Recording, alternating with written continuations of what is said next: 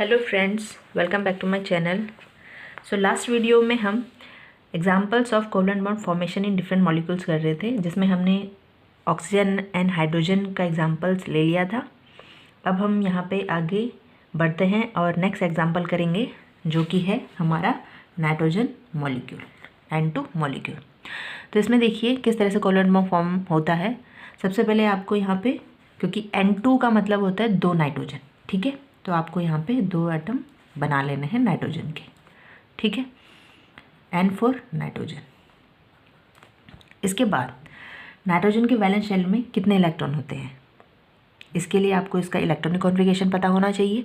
तो नाइट्रोजन का electronic configuration क्या होता है, क्योंकि इसका एटॉमिक नंबर कितना होता है 7, तो इसमें नंबर ऑफ इलेक्ट्रॉन भी कितने होंगे 7।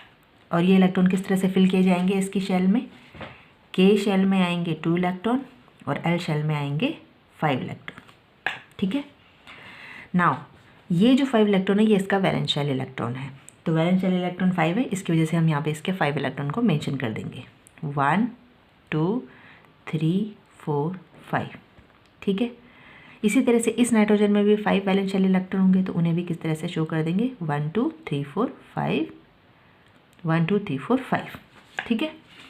ये जो क्रॉस यहाँ पे मैंने लगाए हैं दोनों ही नाइट्रोजन में, ये क्या है इनके वैलेंस शेल के इलेक्ट्रॉन, क्योंकि इलेक्ट्रॉन को हम इसी तरह से शो करते हैं। अब इस नाइट्रोजन को और इस नाइट्रोजन को भी अपने वैलेंस शेल को नोबल गैस कॉन्फ़िगरेशन बनाने के लिए कितने इलेक्ट्रॉन और चाहिए 3 इलेक्ट्रॉन, ठीक है, क्योंकि 5 इलेक्ट्रॉन ऑलरेडी है, और अगर इसके पास 3 इलेक्ट्रॉन आ जाए तो वो कितने हो जाएंगे 8, ठीक है। और हर कोई एटम क्या चाहता है कि उसके वैलेंस शेल में 8 इलेक्ट्रॉन हो जाए, उसका ऑक्टेट कंप्लीट हो जाए। इसी तरह से इस नाइट्रोजन को भी अगर 3 इलेक्ट्रॉन मिल जाते हैं तो इसका भी आउटर मोस्ट शेल या वैलेंस शेल क्या हो जाएगा कंप्लीट हो जाएगा। तो इसे भी 3 चाहिए, इसे भी 3 चाहिए, तो अगर ये दोनों, ये जो 3 इलेक्ट्रॉन है इनको आपस में शेयर कर लें, तो वो शेयरिंग की वजह से इनका ऑक्टेट क्या हो जाएगा कंप्लीट हो जाएगा। तो वो शेयरिंग किस तरह से होगी, ये फर्स्ट एटम ऑफ नाइट्रोजन, ये सेकेंड एटम ऑफ नाइट्रोजन, ठीक है, 1 एटम अनदर एटम। अब 3 इलेक्ट्रॉन को शेयर कराना है, तो वो किस तरह शेयर होंगे, इस नाइट्रोजन का 1 इलेक्ट्रॉन, इस नाइट्रोजन का 1 इलेक्ट्रॉन, ये आपस में शेयर हो जाएंगे।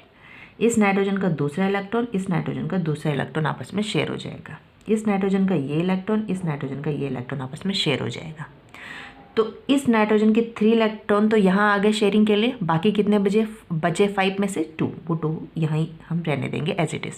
उसी तरह से इस नाइट्रोजन के भी 2 इलेक्ट्रॉन एज इट इज़ रह जाएंगे और 3 को ये शेयर करा लेगा दूसरे एटम ऑफ नाइट्रोजन के साथ। तो क्योंकि दोनों ही एटम ऑफ नाइट्रोजन ने अपने 3 इलेक्ट्रॉन को शेयर किया है, इसलिए इस नाइट्रोजन में कितना बॉन्ड प्रेजेंट होगा, ट्रिपल बॉन्ड। क्यों, क्योंकि इस नाइट्रोजन के इस इलेक्ट्रॉन और इस नाइट्रोजन के इस इलेक्ट्रॉन को शेयर करने से एक बॉन्ड बनेगा। उसी तरह से इस नाइट्रोजन के इस इलेक्ट्रॉन को और इस नाइट्रोजन के इस इलेक्ट्रॉन को शेयर करने से एक बॉन्ड बनेगा, और इस इलेक्ट्रॉन और इस इलेक्ट्रॉन के शेयरिंग से एक बॉन्ड बनेगा। तो total 1 2 3 that is triple bond present होगा नाइट्रोजन के मॉलिक्यूल के अंदर, ठीक है। तो इसका मतलब नाइट्रोजन मॉलिक्यूल में ट्रिपल बॉन्ड प्रेजेंट होता है और इस तरह से उसमें कोवलेंट बॉन्ड फॉर्म होता है, ठीक है। आई होप आपको ये समझ में आ गया होगा। इसके बाद चलिए नेक्स्ट एग्जांपल लेते हैं, जो कि आपकी एनसीईआरटी की बुक में भी गिवन है। सो नेक्स्ट एग्जांपल है हमारा क्लोरीन मॉलिक्यूल, Cl2 मॉलिक्यूल। अब आप बताइए इसमें किस तरह से कोवलेंट बॉन्ड फॉर्म होगा। तो यहाँ पे देखिए वही आपको करना है, वैसे ही फॉलो करने स्टेप जैसे कि आपने नाइट्रोजन में किए थे। तो Cl2 का मतलब 2 आपके पास में एटम है क्लोरीन के, 1 atom of chlorine is this, another atom of chlorine is this. यहाँ पे हमने लिख दिया क्लोरीन, यहाँ पे हमने लिख दिया क्लोरीन। क्लोरीन के वैलेंस शेल में कितने इलेक्ट्रॉन होते हैं, तो इसके लिए आपको इसका इलेक्ट्रॉनिक कॉन्फ़िगरेशन पता होना चाहिए। इलेक्ट्रॉनिक कॉन्फ़िगरेशन क्या होता है क्लोरीन का, क्योंकि इसका एटॉमिक नंबर होगा 17, ठीक है। तो ये 17 किस तरह से इसके शेल्स में डिस्ट्रीब्यूट होंगे, के शेल में 2, एल शेल में 8 और एम शेल में कितने 7, ठीक है। तो अब देखिए इसके जो तीनों शेल में इलेक्ट्रॉन हमने डिस्ट्रीब्यूट कर दिए, तो उनमें से जो लास्ट वाली शेल है या वैलेंस शेल है वो कौन सी है, एम शेल, जिसमें कितने इलेक्ट्रॉन है 7, और वो 7 इलेक्ट्रॉन हमें यहाँ पे शो करने हैं। तो 1 2 3 4 5 6 7, उसी तरह से 1 2 3 4 5 6 7, इनमें शेयरिंग किस तरह से होगी? शेयरिंग के लिए आप ये देखोगे कि हर एक क्लोरीन के एटम को कितना इलेक्ट्रॉन चाहिए अपना ऑक्टेट पूरा करने के लिए या 8 इलेक्ट्रॉन कंप्लीट करने के लिए वैलेंस शेल में। तो इस क्लोरीन के पास में 7 इलेक्ट्रॉन ऑलरेडी है, इसे कितने चाहिए? 1। इस क्लोरीन के पास भी ऑब्वियसली 7 इलेक्ट्रॉन है, इसे भी 1 चाहिए होगा। तो इन दोनों को अपना 1 इलेक्ट्रॉन शेयर करना पड़ेगा। तो वो इलेक्ट्रॉन किस तरह से शेयर करेंगे? शेयरिंग को आप इस तरह से दिखाओगे, इस क्लोरीन का और इस क्लोरीन का 1 इलेक्ट्रॉन आपस में शेयर हो जाएगा, ठीक है। बाकी बचे इलेक्ट्रॉन एज इट इज़ आप लिख लोगे। तो 7 में से इसने 1 यहाँ पे रख दिया है, बाकी कितने बचे? 6, 1 2 3 4 5 6। उसी तरह से इसके पास भी 1 2 3 4 5 6। तो क्योंकि इन दोनों ही क्लोरीन के एटम्स ने अपना एक इलेक्ट्रॉन शेयर किया है, तो इनके बीच में जो बॉन्ड प्रेजेंट होगा वो कौन सा बॉन्ड होगा? Single bond. ये होगा क्लोरीन का मॉलिक्यूल। तो इसमें हमने कोवलेंट बॉन्ड का फॉर्मेशन इस तरह से शो किया। आइए कुछ और एग्जांपल्स देखेंगे। अब हम अभी तक तो हमने सिंगल एटॉमिक मॉलिक्यूल यहाँ पे लिए थे जो एक ही एटम से बना हुआ था। अब हम ऐसा एग्जांपल लेते हैं जो डिफरेंट एटम से मिलके बना हुआ होगा। तो फॉर एग्जांपल हम यहाँ पे लेते हैं NH3 अमोनिया मॉलिक्यूल, ठीक है। इसे क्या कहते हैं? अमोनिया। अब किस तरह से अमोनिया के मॉलिक्यूल में कोवलेंट बॉन्ड की फॉर्मेशन होती है वो हम देखेंगे।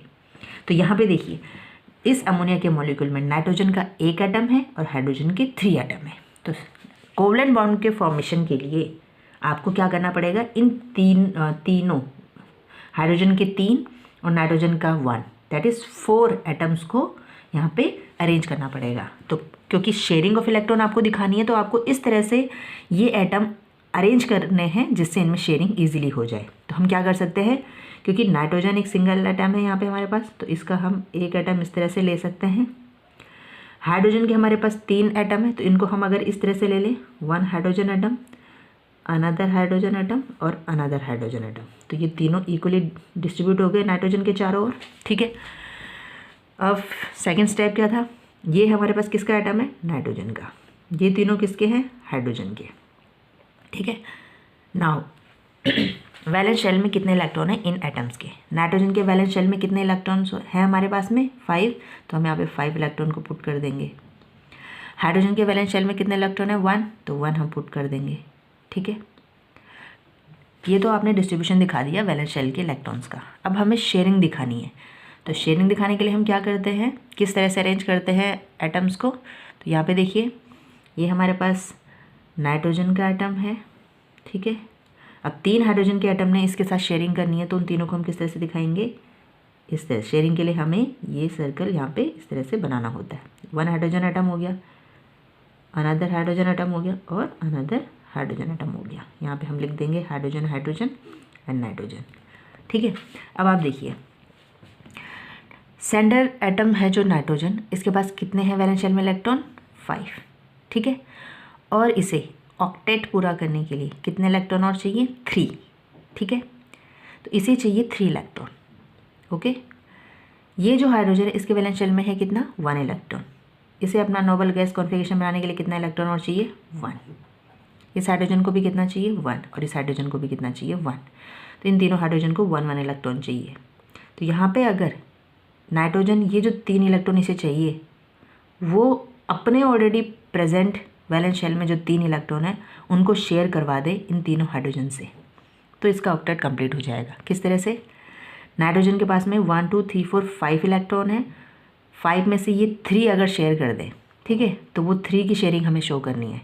इस नाइट्रोजन का इस हाइड्रोजन के साथ हम अगर 1 इलेक्ट्रॉन शेयर करा दें, इस नाइट्रोजन का 1 इलेक्ट्रॉन और इस हाइड्रोजन के पास जो ये 1 इलेक्ट्रॉन था वो आपस में शेयर हो जाएंगे। उसी तरह से इस नाइट्रोजन का दूसरा इलेक्ट्रॉन और इस हाइड्रोजन का अपना जो ये 1 इलेक्ट्रॉन था, इसकी हम शेयरिंग दिखा देंगे। इस नाइट्रोजन का एक और इलेक्ट्रॉन और इस हाइड्रोजन का ये इलेक्ट्रॉन आपस में शेयर हो जाएंगे, ठीक है। तो हाइड्रोजन ने अपने एक इलेक्ट्रॉन शेयर करवा दिया, नाइट्रोजन ने अपने 3 इलेक्ट्रॉन शेयर करवा दिए। बाकी कितने बचे? 5 में से 3 तो इसने शेयर कर दिए। अब कितने बचे इसके बाद? 2 हम एज इट इज़ यहाँ पे लिख देंगे। जो शेयरिंग आपने दिखानी है वो शेयरिंग आप इस सर्कल के अंदर दिखाओगे और बाकी के जो इलेक्ट्रॉन बचते हैं वो बाहर ही रहने दोगे। तो ये देखिए, अब आप काउंट कीजिए नाइट्रोजन के पास 8 इलेक्ट्रॉन होते कि नहीं होते। ये नाइट्रोजन का एटम है हमारे पास, ठीक है। इस सर्कल के अंदर देखिए अब कितने इलेक्ट्रॉन हैं। इस सर्कल के अंदर अगर आप काउंट करेंगे तो 1 2 3 4 5 6 7 8 हो गए नाइट्रोजन के पास 8 इलेक्ट्रॉन। ठीक है, उसी तरह से हाइड्रोजन के पास 2 इलेक्ट्रॉन है कि नहीं है, 1 2 है, इसके पास भी 1 2 है, इसके पास भी 1 2 है। तो इस तरह से नाइट्रोजन ने 3 हाइड्रोजन एटम के साथ में शेयरिंग करके कोवलेंट बॉन्ड का फॉर्मेशन किया। ठीक है, तो ये हो गया आपके पास में अमोनिया का मॉलिक्यूल। नेक्स्ट एग्जांपल देखिए, water molecule H2O molecule.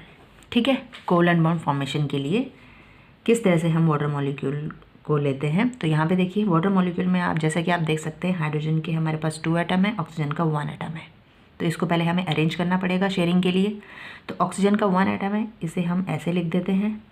Hydrogen के 2 एटम है, तो इन दोनों हाइड्रोजन को हम या तो यहाँ पे पुट कर लें या यहाँ पे पुट कर सकते थे, ये आपकी विल के ऊपर डिपेंड करता है। तो यहाँ पे देखिए नेक्स्ट ऑक्सीजन का, ये ऑक्सीजन का एटम है, ये हाइड्रोजन के एटम है। हाइड्रोजन के वैलेंस शेल में 1 1 इलेक्ट्रॉन होते हैं, ऑक्सीजन के वैलेंस शेल में कितने इलेक्ट्रॉन होते हैं, 4 इलेक्ट्रॉन होते हैं, 1 2 3 4। ठीक है, 6 इलेक्ट्रॉन होते हैं, 1 2 3 4 5 6। क्यों? क्योंकि ऑक्सीजन का इलेक्ट्रॉनिक कॉन्फ़िगरेशन कितना होगा, इसका एटॉमिक नंबर होता है 8। ठीक है, नंबर ऑफ इलेक्ट्रॉन्स भी 8। किस तरह से वो डिस्ट्रीब्यूट होंगे, के शेल में 2, एल शेल में 4 5 6 2 3 4 5 6 7 8 6 इलेक्ट्रॉन। तो वैलेंस शेल में कितने इलेक्ट्रॉन हो गए, 6 और 6 हमने यहाँ पे शो कर दिए। नाउ शेयरिंग किस तरह से दिखाएंगे, क्योंकि ऑक्सीजन के वैलेंस शेल में 6 इलेक्ट्रॉन है, जैसे 2 मोर इलेक्ट्रॉन चाहिए, तो ये अपने 2 इलेक्ट्रॉन की शेयरिंग करा देगा इन दोनों हाइड्रोजन के साथ में। किस तरह से, ये ऑक्सीजन है, ठीक है, ये इस हाइड्रोजन के साथ शेयर करेगा और इस हाइड्रोजन के साथ शेयर करेगा। तो 6 इलेक्ट्रॉन में से 2 इलेक्ट्रॉन को ये शेयर करवा रहा है। ठीक है, तो यहाँ पे कितने रहते हैं, 1 2 3 4, और जो 5th इलेक्ट्रॉन है उसकी शेयरिंग करवाएगा ये इस हाइड्रोजन के इस इलेक्ट्रॉन के साथ में। उसी तरह से इस नेक्स्ट इलेक्ट्रॉन की ये शेयरिंग कराएगा हाइड्रोजन के इस इलेक्ट्रॉन के साथ में। ठीक है, और यहाँ पे हम लिख देंगे हाइड्रोजन, ये हो जाएगा ऑक्सीजन। ठीक है, तो अब देखिए ऑक्सीजन के वैलेंस शेल में कितने इलेक्ट्रॉन आ गए अब हमारे पास, 1 2 3 4 5 6 7 8। तो इस तरह से इस ऑक्सीजन का ऑक्टेट कंप्लीट हो गया, और उसी तरह से इस हाइड्रोजन का ये कंप्लीट हो गया 1 2, हाइड्रोजन का 1 2। ठीक है, ये सर्कल के अंदर आपको ये इलेक्ट्रॉन काउंट करने हैं। तो इस तरह से वाटर मॉलिक्यूल फॉर्म होता है। ठीक है।